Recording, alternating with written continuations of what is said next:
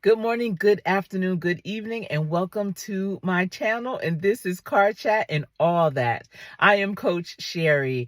Yesterday, I went to a great professional retreat. And at first I was thinking, oh, this is going to be an all-day event and I have so much to do.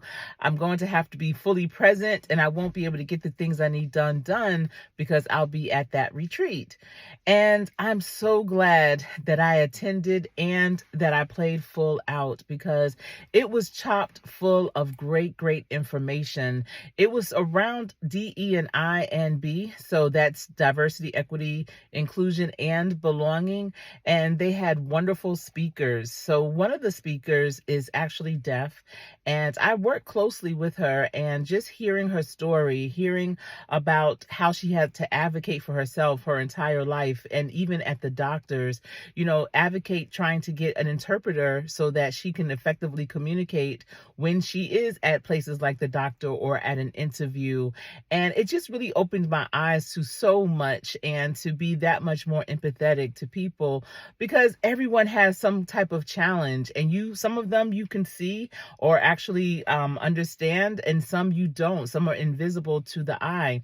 And so she also pointed that out, how yes, people have disabilities. Hers, about it because she's deaf and typically will have an interpreter with her, or you have to communicate with her in a different way.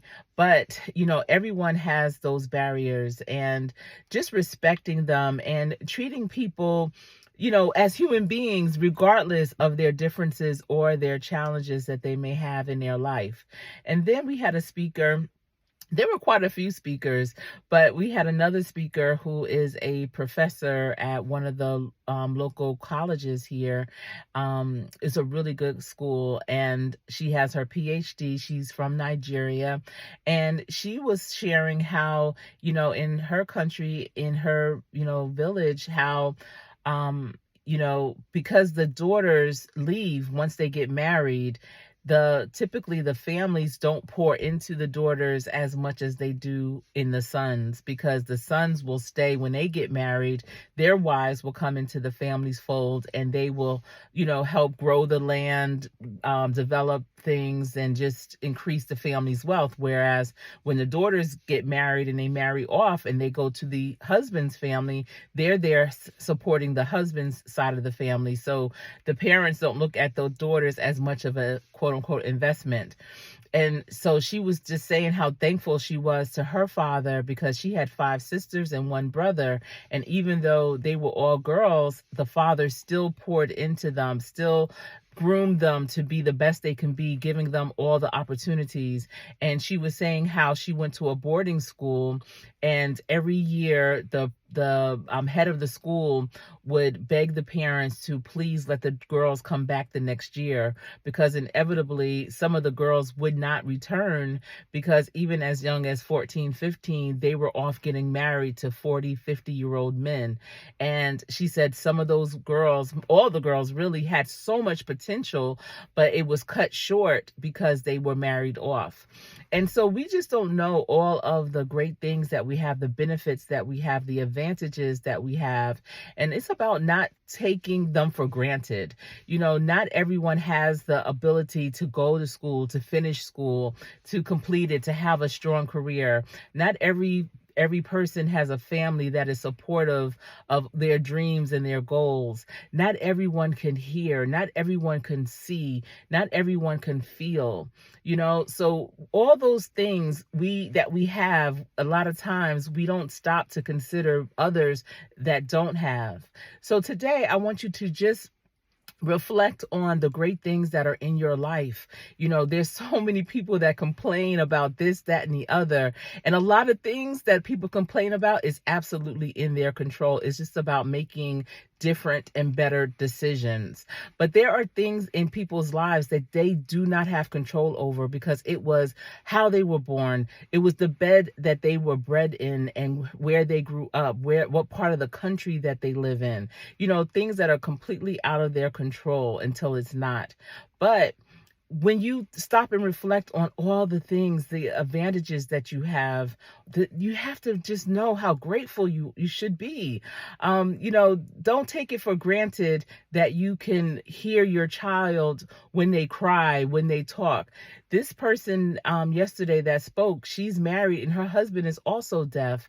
They have a 2-year-old son who can hear. And she said, sometimes when they're out and about and someone may say something to her child, and she may not quite be able to read their lips, just to understand what they just said, and it makes their son laugh in some cases.